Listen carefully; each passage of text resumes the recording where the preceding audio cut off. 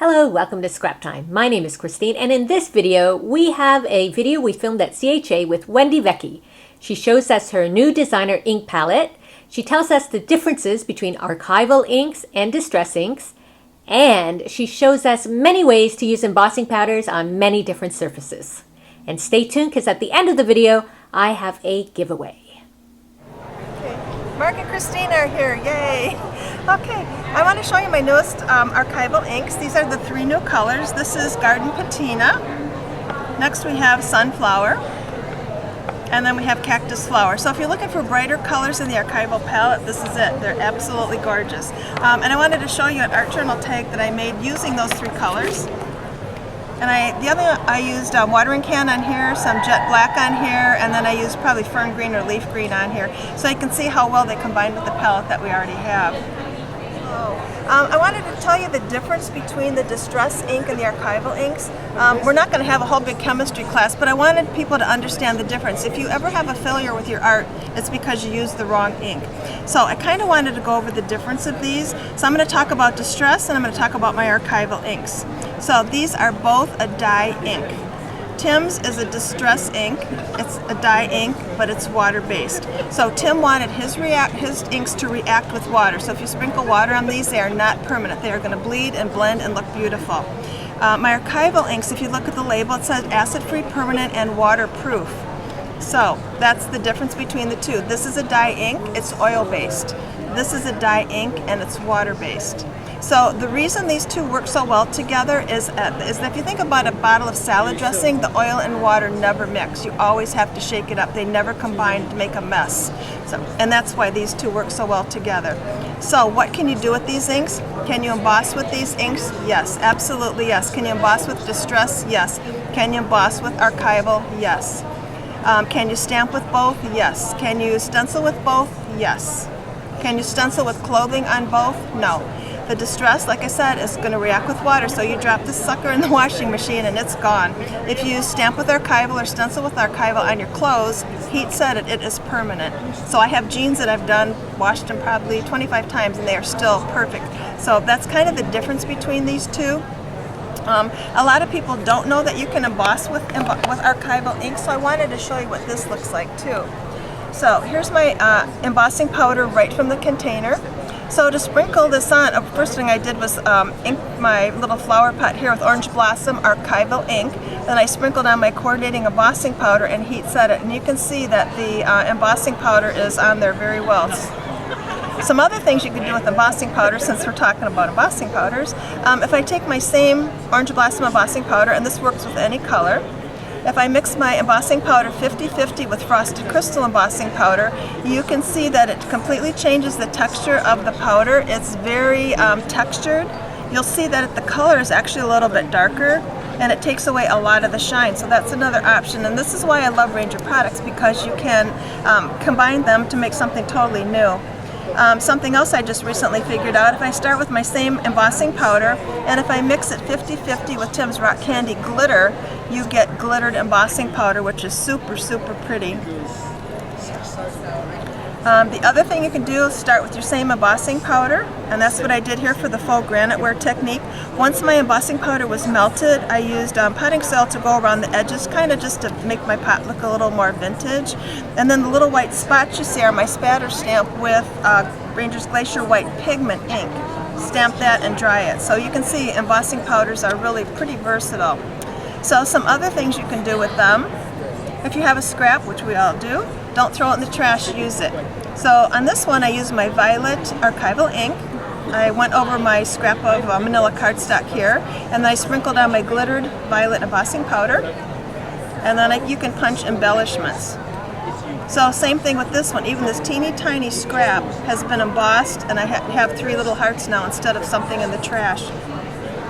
You can make custom embossing powder colors, and that's what's shown on this little brick stencil here, and the recipe is below. It's 1 scoop of your red geranium archival ink, 1 scoop of orange blossom, 2 scoops of the frosted crystal embossing powder, and I use probably a half scoop of watering can embossing powder, and that's what gives it the little specks in there. mix those up and you have kind of a custom brick embossing powder. So I use this a lot. I use it for this stencil, obviously. I use it on hearts. It looks good on birds, on flowers, so it's not just for brick. I call it a brick embossing powder, but actually it can be used on anything. So if you look at the difference in the color between this brick sample and the little hearts that I showed you before, these are a lot lighter. I did not put the potting soil ink over the top of this, so that mixture that I showed you, that little recipe, this is what it looks like embossed.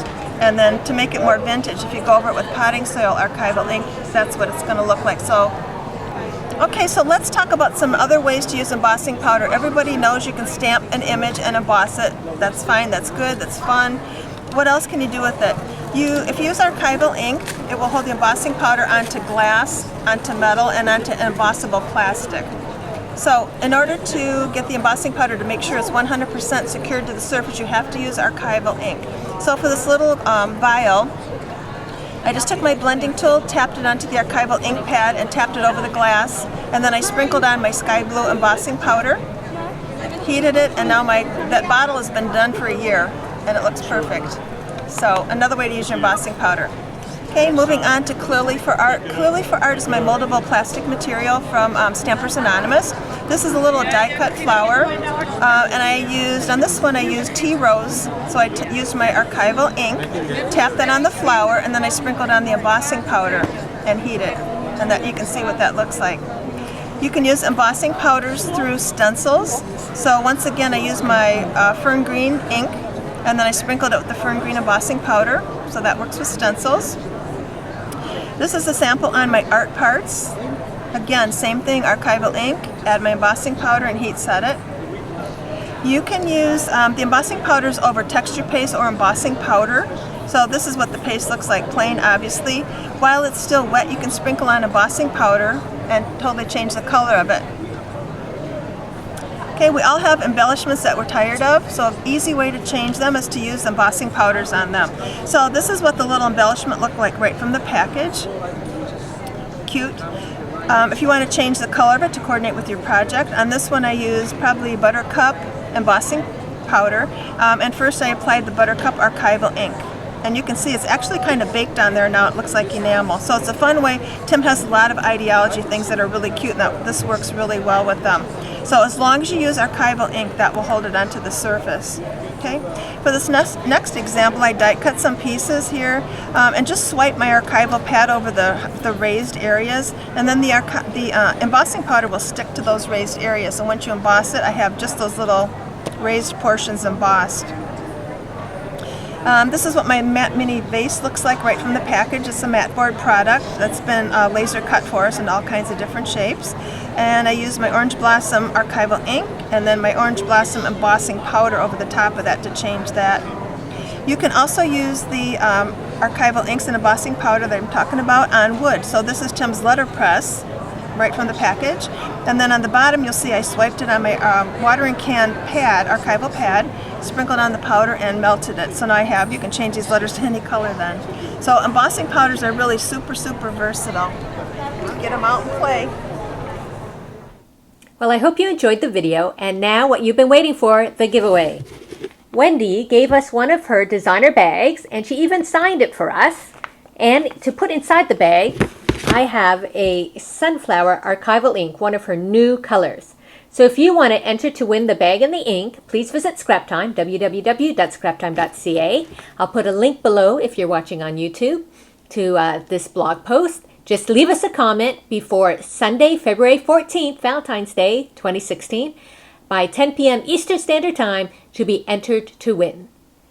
Thanks for watching, and I'll see you next time. And don't forget, give us a thumbs up and subscribe to Scraptime on YouTube. Bye!